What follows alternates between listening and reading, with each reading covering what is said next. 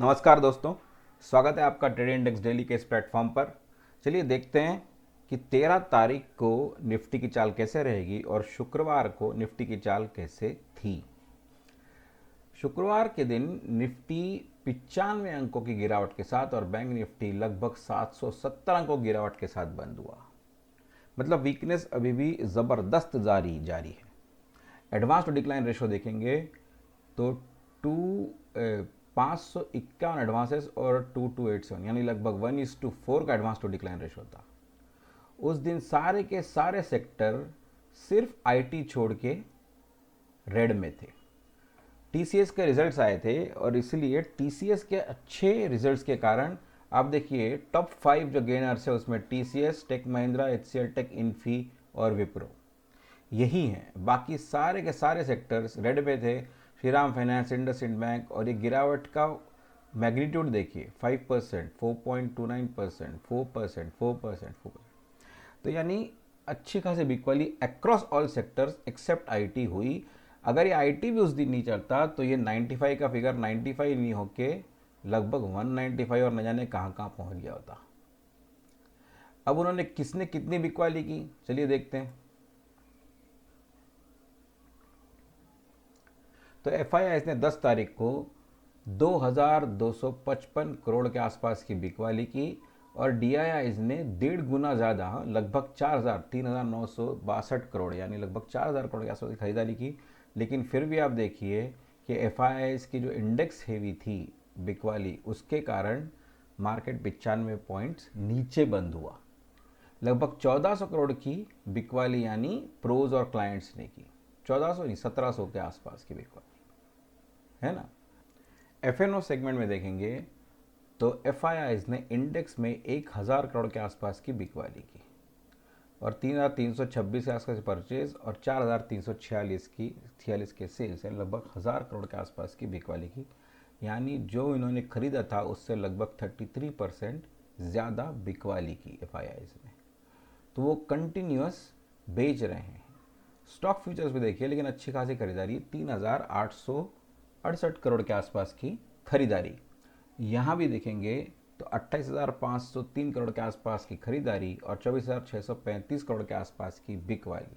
यानी अगर परचेस और सेल्स का रेशो के हिसाब से अगर बीच में डिफरेंस देखेंगे तो ये 4000 करोड़ के आसपास यानी 1/7 यानी लगभग 13.5% ज़्यादा उन्होंने खरीदारी की, जो कि बहुत ग्रेट नहीं है। अगर इसमें इन्होंने अप्रिशिएबल खरीदारी करनी होती तो ये 30% के ऊपर का आंकड़ा होना चाहिए था। तो स्टॉक जो फ्यूचर्स इन्होंने खरीदे हैं वो सिर्फ हेजिंग के लिए खरीदे हैं। वो आज और कल इसको, आज या नहीं तो कल इसको बेचकर अपने जो शॉर्ट पोजीशन है उसके अगेंस्ट हेजिंग के तौर पे इसको खरीदा है। फ्राइडे के दिन एक चीज़ और हुई। ये हुआ ये कि यूएस मार्केट जो थे वो रिकॉर्ड गिरे। अब देखिए डाउ फ्राइडे के दिन 696 1.63% down, Nasdaq 1.63% down, S&P 1.54% down. ये तीनों इंडाइसेस कैसे इतने ज़्यादा गिरे, अगर हम इसको इन्वेस्टिगेट करें तो समझ में आएगा कि फ्राइडे को उनका जो जॉब डेटा आया था, यानी जिसको नॉन फार्म पेरोल डेटा कहते हैं, वो डेटा अच्छा आ गया। अब ये अच्छा आया तो उसके कारण क्या हुआ ये देखिए। Dow tumbles nearly 700 points Friday, a strong jobs report cast out over Fed's rate cut path. Market जो समझ रहा था कि अभी पहले 4 होने वाले थे, फिर फेड की कमेंट्री के बाद हुआ कि कम से 2 ही होंगे। अब इतना अच्छा जॉब का डेटा आया है तो ऐसा मार्केट को लग रहा है कि अब तो करेंगे ही नहीं ये लोग रेट कट। अब यूएस का बेसिकली जो एस्टिमेटेड था, जो एस्टिमेटेड डेटा था वो था लगभग 1.5 लाख के आसपास।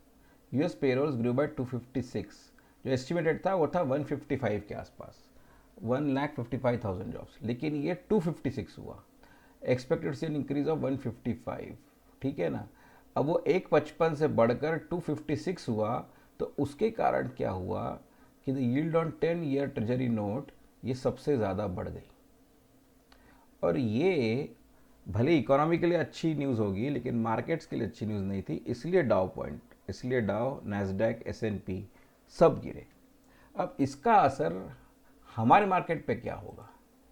तो हमारे मार्केट देखने के लिए हम चलते हैं फ्यूचर्स में और देखते हैं भाई कि जो गिफ्ट निफ्टी और SGX निफ्टी वो कहाँ बंद हुए।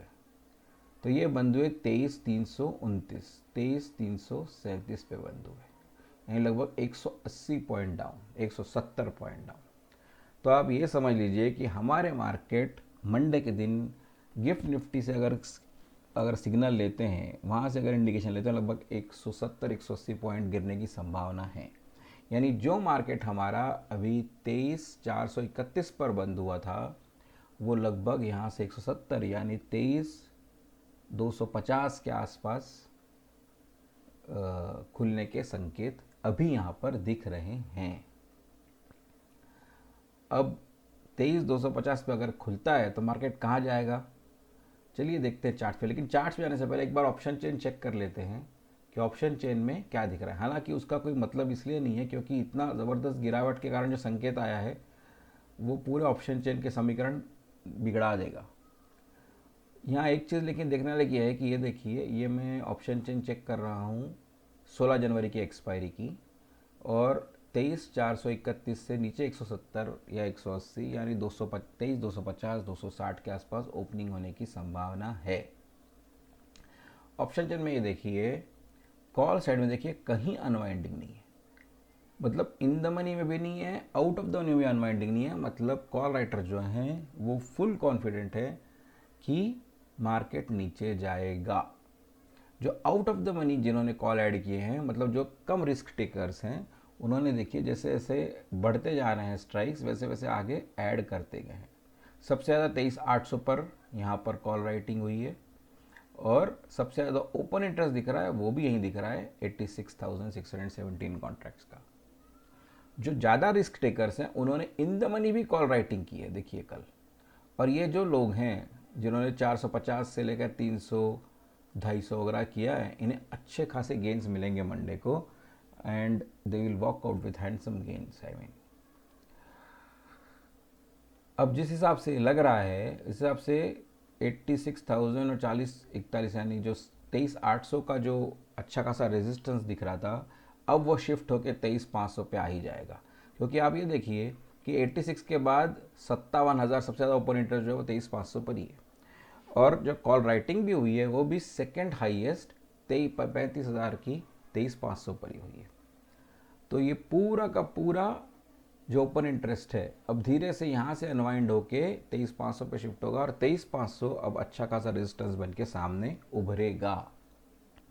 पुट साइड पे देखें तो पुट साइड पे देखिए इन द मनी में तो अनवाइंडिंग हुई है जो कि ऑब्वियस था, और आउट ऑफ द मनी में थोड़े ऐड हुए हैं। अब ये सारे के सारे नुकसान में जाएंगे, और यहाँ पर मंडे को इनको नुकसान होने की पूरी पूरी संभावना है। चलिए अब चार्ट्स पे चल के देखते हैं कि मार्केट किस तरीके से बिहेव कर सकता है। अगर नीचे खुलेगा तो कहाँ रुकेगा कि नहीं रुकेगा, और फिर क्या करना चाहिए। तो ये है निफ्टी का डेली चार्ट। तो एक तो सबसे बड़ा प्रॉब्लम तो ये है कि हम अभी 200 DMA के नीचे 3 क्लोज दे चुके है ना, तो वो एक बहुत बड़ा प्रॉब्लम है। दूसरा प्रॉब्लम ये है कि कल अगर इसके नीचे हम 170 पॉइंट नीचे फिसलते हैं तो 23,431 के नीचे जो पहला रेजिस्टेंस था 267, हम लगभग उसके आसपास ही, इसका एग्जैक्ट लो बता रहा हूँ तो एग्जैक्ट लो है 263, तो लगभग इसके आसपास ही हम लोग खुलेंगे। तो हो सकता है यहाँ से एक बाइंग आए, लेकिन नी जर्क रिएक्शन यही है कि यहाँ से मार्केट और नीचे जाने की पूरी पूरी संभावना है। अब मार्केट हम लोग कहाँ खड़े हैं और बेसिकली आगे किस तरीके से ऊपर जाने की संभावना कहीं दिख रही है कि नहीं। तब देखिए नीचे सपोर्ट तो यहाँ कहीं नहीं है, ठीक है, लेकिन एक जो इंडिकेटर है उसको मैं आपको दिखाना चाहता हूँ। ये है बेसिकली आपका फिबोनाची। तो ये देखिए कि निफ्टी का जो प्रीवियस राइज था पूरा, जहाँ से फिर हाईएस्ट लो से लेके हाई तक गया और फिर नीचे आया, ये शुरुआत हुई थी 21,265 से लेकर, और फिर गया 26,250 के आसपास, और फिर गिरा यहाँ पे। अब ये देखिए यहाँ पर जो जहाँ से उन्होंने ये किया था, रिट्रेस किया था, वो पॉइंट था 0.618, यानी 62% का, जिसको गोल्डन रेशो कहते हैं। यहाँ से ऊपर गया, लेकिन यहाँ से ऊपर चला नहीं गया। यहाँ से एक्चुअली लगभग सारे के सारे मार्केट्स ऊपर जाके मतलब लगभग अगर कोई ग्राफ रिट्रेस होना है तो सारा का सारा ऊपर अपने प्रीवियस हाई को तोड़ते हुए जाना चाहिए था। तब समझ में आता कि इसके पिकअप में अच्छी स्ट्रेंथ थी, लेकिन ये स्ट्रेंथ नहीं थी, ये ऊपर जाके ही वापस आ गया।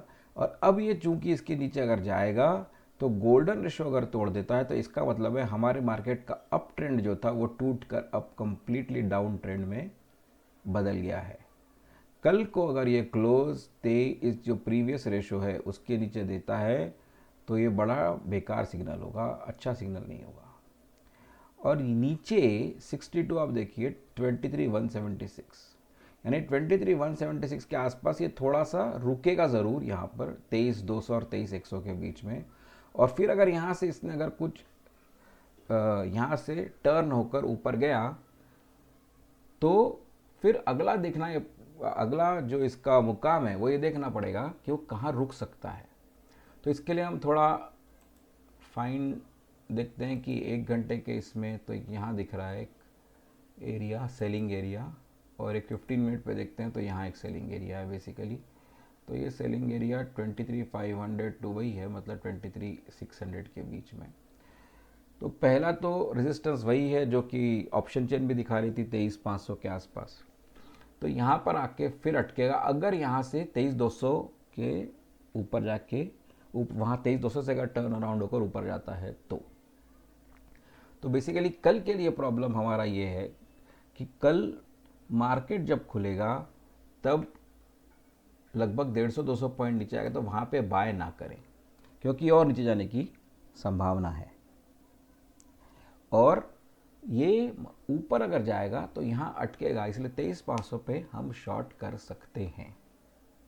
यहाँ याद दिलाने लायक बात यह है कि I am not a SEBI registered analyst, तो आप अपने फाइनेंशियल एडवाइज़र से इस बारे में पहले चर्चा कर लें और फिर मार्केट में कदम रखें। तो दोस्तों ये था वीडियो आज का, हम फिर मुलाकात करेंगे कल। तब तक के लिए नमस्कार, धन्यवाद।